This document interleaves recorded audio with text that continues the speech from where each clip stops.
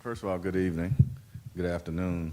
I want to thank Chairman Pitts and his team with respect to multiple conversations we've had about what certainly moving forward after the DOJ, and we've been anticipating the DOJ report, and we are certainly in a space now that we are happy that it has come out. It has right now in it 109 different remedial opportunities for us as we continue. I do want to point out that if you look at it in its depth, it is a point-in-time study, if you will, and a lot of the things we have worked with the board over the past few months to accomplish, and wanted to highlight some of those. We look at, when I took office as sheriff, we had a population of 3,700 individuals, 600 of them sleeping on the floor.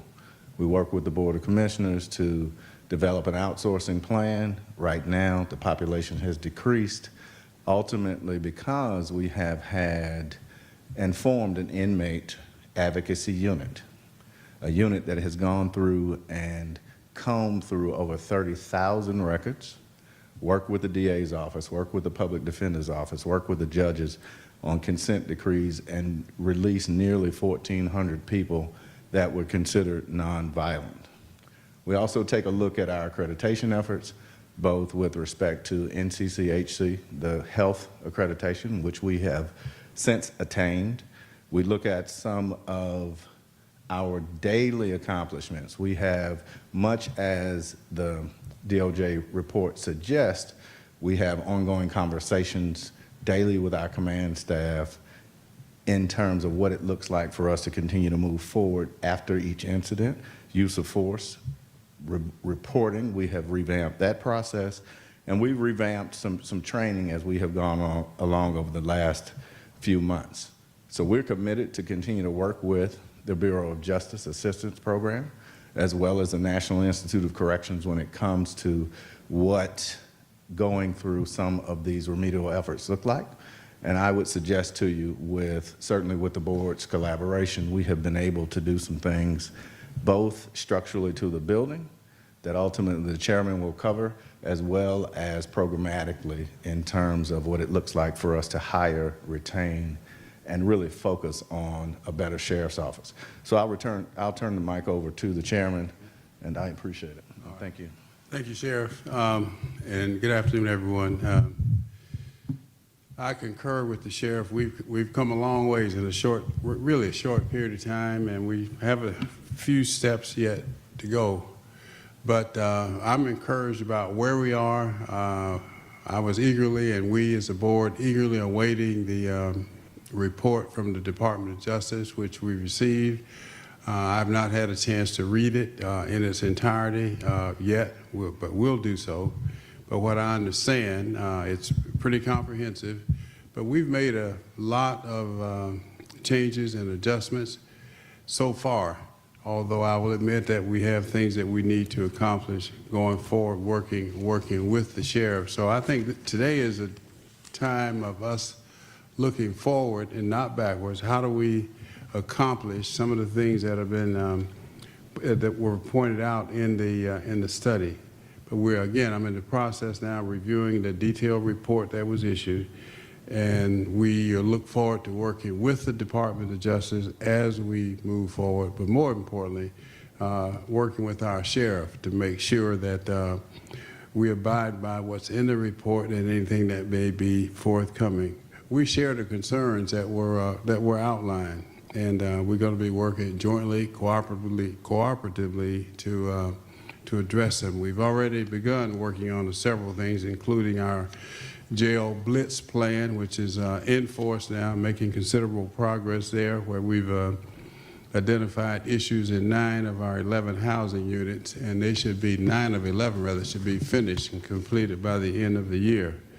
The board has also approved spending up to about $300 million to fully address the facility needs. At our meeting on Wednesday, as a matter of fact, the hope is to name a program or project manager for the team to assess all of the needs that they can identify. So I'm excited about where we are, and believe that we're headed in the right direction. I've said all along that we will have to comply with whatever the Justice Department recommends, and that's what we're in the process of doing now. So thank you all for being with us. Thank you, Mr. Chairman, Mr. Sheriff. We can take a few questions at this time. Hi there, Eric Perry with Fox 5. You guys seem positive and optimistic, but to be honest, the tone this morning was really damning from the Department of Justice. How serious is this, and were you guys already making plans and making changes before now, or because earlier this morning it seems like no changes had been made? Well, I view that a little differently. If you look at what was said this morning, the tone and tenor was, none of this is new. This is decade-old problems, some that predate certainly the chairman and I relationship, but ultimately it also said, and it was also pointed out very, very poignantly, these are fixable opportunities.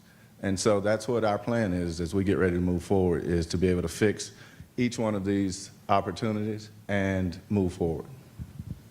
Sheriff, the DOJ said that some of the violence stems from the fact that, or stems from a lack of an adequate classification system that results in really violent inmates being housed with more vulnerable inmates. Do you have any response to that, and is that something you're trying to address? So we are addressing that. I have said quite loudly that we will not be able to just simply throw staffing at this. We're going to have to embrace technology, and we're working with our IT department to do just that. There are classification systems that are a little more robust, and we are presenting those as we get ready to move toward the new budget cycle as well.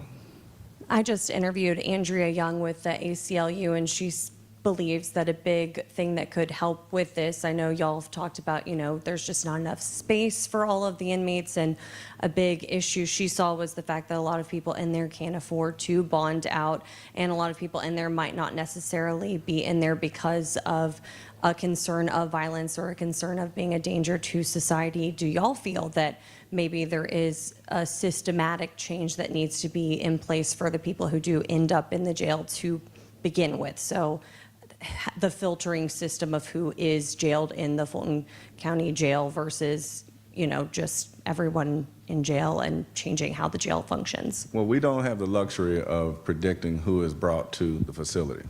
You look at what some of the conversations had around misdemeanor versus felonies, et cetera. And so we have less than 200 felons there.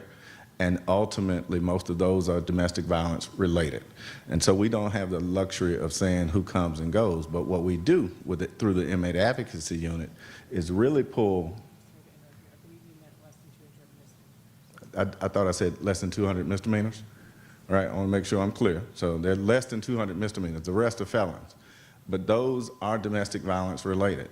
And so to that extent, we work with the DA's office, we work with the public defender's office to see whom we can really get out of jail if it is applicable. But going through, and I mentioned our inmate advocacy unit, there are times when we find somebody that has a bond that has dwindled down to less than $1,000, $500, $10, or whatever it may look like, and then we get them out of jail. But we can't just let them go. We try and connect them with their families. And that's why it's important to have such programs. And we've invited the ACLU and a number of different community-based organizations in to really help not only see that, but to see what they have to offer as well. Last question.